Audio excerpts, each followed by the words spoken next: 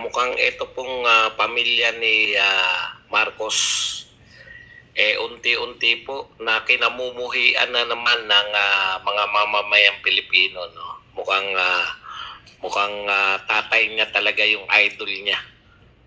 Same po yan eh. Naranasan po yan ng mga may edad. No? Naranasan po yan ng mga umabot sa panahon ni Marcos. Ano man ang inyong ano man po ang inyong paniniwalang politikal, kayo man ay Marcos loyalist o anti-Marcos, talagang galit po na pwedeng dahil po sa ngayon po nararanasan na natin, no, kasi marami sa atin masyado pang bata noon. Ako, aminado ko, masyado pa akong bata nung panahon ng tatay nito ni BBM. Pero ngayon po, nakikita na po natin, no, kung ano pong uri ng pamilya talaga to. Bakit po ang bilis mauhi ng mamamayang Pilipino sa kanila. Sa totoo lang, yung pamilyang garapal, pamilyang walang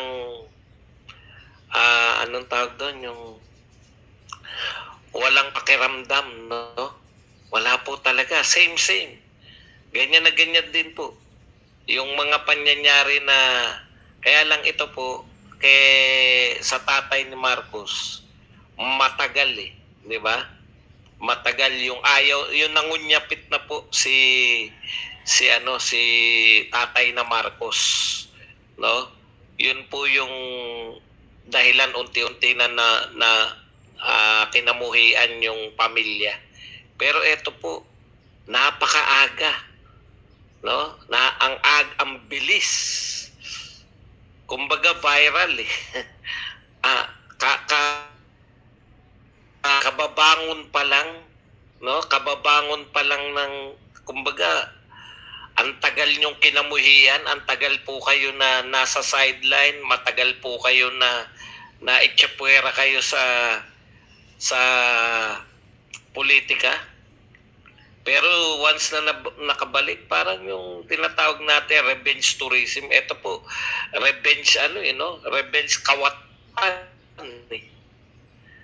Yung revenge ng mga kawatan, ito po, nasasaksihan na po natin. Tsaka yung talagang totally, Jun Retasot, thank you very much sa 299. Yung totally, ano ngayon? Ito ginagawa namin, ano ngayon? Ang dami na nilang ginagawa, no? Ang dami nang hindi may paliwanag, lalo na po pagdating po sa salapi, pananalapi. Pagdating po kung saan napupunta yung mga kwalta. Tama, yan maganda, insensitive. Ito pa po ang problema nila eh. Ang dami na nilang mga hindi maipaliwanag na kung saan napupunta po yung pera ng Pilipinas. Tapos kitang-kita nyo pa yung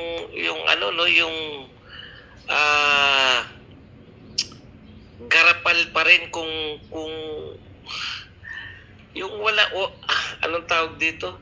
Ang lakas pa ng loob nila na usigin yung mga Duterte. Alam niyo yun?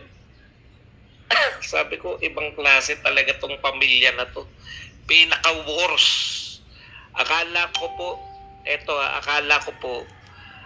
pinaka-worst na pamilya sa politika dito sa Pilipinas, yung mga Aquino. No? Mukha lang pong worst yung mga Aquino kasi talagang yung panahon po na mag-inang Aquino, inutil. Yun lang po, inutil. Pero hindi po sila ganito kagarapal. Alam mo ang bilyon yung hindi makitang pondo, pero may lakas pa silang loob na pagbintangan yung pamilya na naglingkod ng maayos. No, yung pamilya Duterte, naglingkod ng maayos na 6 na taon, may lakas pa sila ng loob na isisi lahat. Lahat ng problema ng Pilipinas, sinisisi nila pa rin. Magtatatlong taon na kayong nakaupo, Duterte pa rin na may kasalanan. Naknang po pa. Ganun po kagarapal. At ang lalakas po ng loob na magkukondak pa ng investigasyon. Kaya po nagagalit yung mga tao.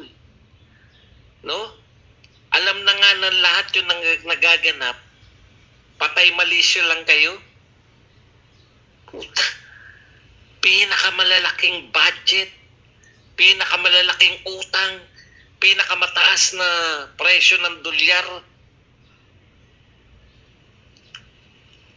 pinakamalaking budget na sa kasaysayan ng Pilipinas, pero wala kang big infrastructure project.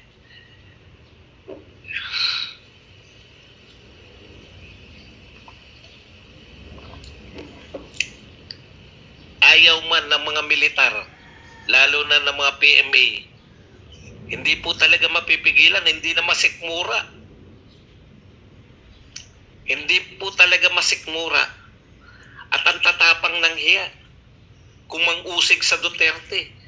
Alam mo yung binubobo pa tayo. May kasalanan to, si Mary Grace Piatos. Piatos pa rin na may kasalanan. Lahat ng mga perang hindi makita, si Piatos pa rin.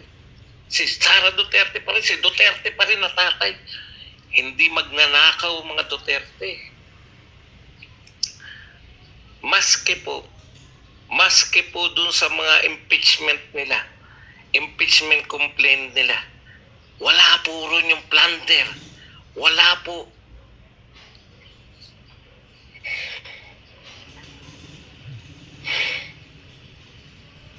Niloloko nyo na yung harap-harapan yung mga tao.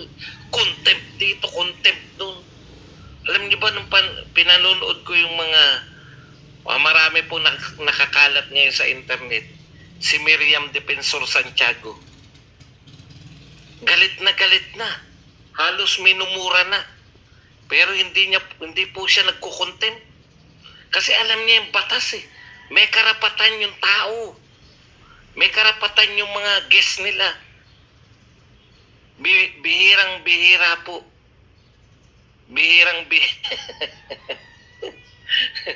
Hindi kinakailangan po natin ilabas eh. Kasi pag nagtimpi tayo, mas masakit eh. Bihira ko narinig na kinontempt ni Miriam Santiago. May mga sinisermonan siya. Pero dito po, 2-5, sumasagot ng maayos. Pagbibintangan na nagsisinungaling, iko-contempt. Hanggang ngayon yata, nakakulong ba si Wilkins? Tsaka yung si Colonel Grijaldo? Yan ang pamasko nyo, hindi mo nyo man lang pinalabas. Masama loob nila kay ano eh.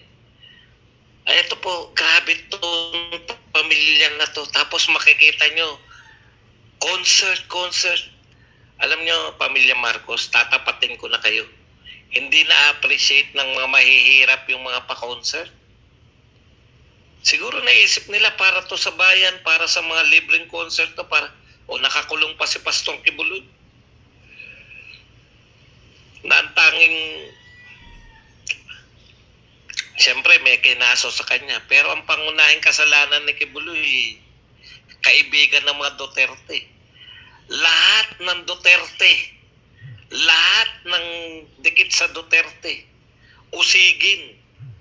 Yan yung panlilinlang nila, wala naniniwala sa inyo.